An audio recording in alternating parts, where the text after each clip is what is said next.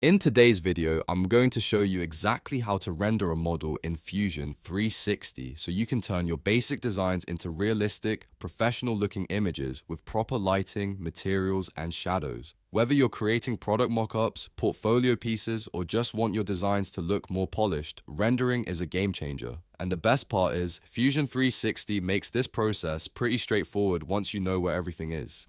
If this video helps you out, make sure to hit that like button and subscribe for more Fusion 360 tutorials just like this. Alright, let's jump right in. First, open your design inside Fusion 360. Make sure your model is fully ready before rendering.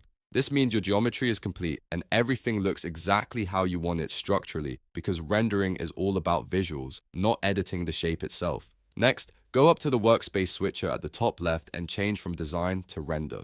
This will take you into the rendering environment where all the visual tools are located. You'll notice the interface changes slightly, giving you access to materials, lighting, and rendering options. Now it's time to apply materials. Go to Setup and then click on Appearance. This is where you can assign realistic materials like metal, plastic, wood, glass, and more. Simply drag and drop a material onto your model or specific components. Take your time here, because materials have a huge impact on how realistic your final render will look.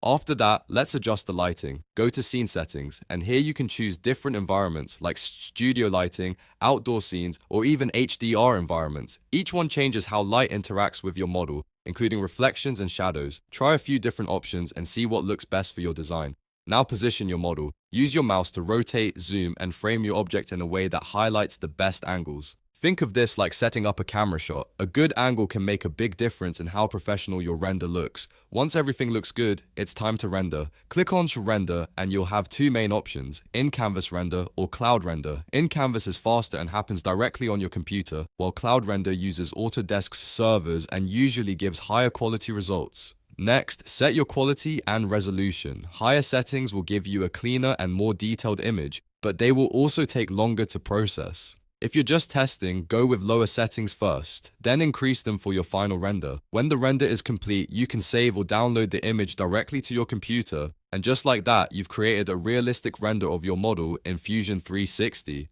Quick tip before we wrap up: the best renders don't just come from high quality settings, they come from good lighting and realistic materials, so spend time tweaking those instead of just cranking up the resolution. And that's it for this video. If this helped you, make sure to hit that like button and subscribe for more Fusion 360 tips and tutorials. I'll see you in the next one.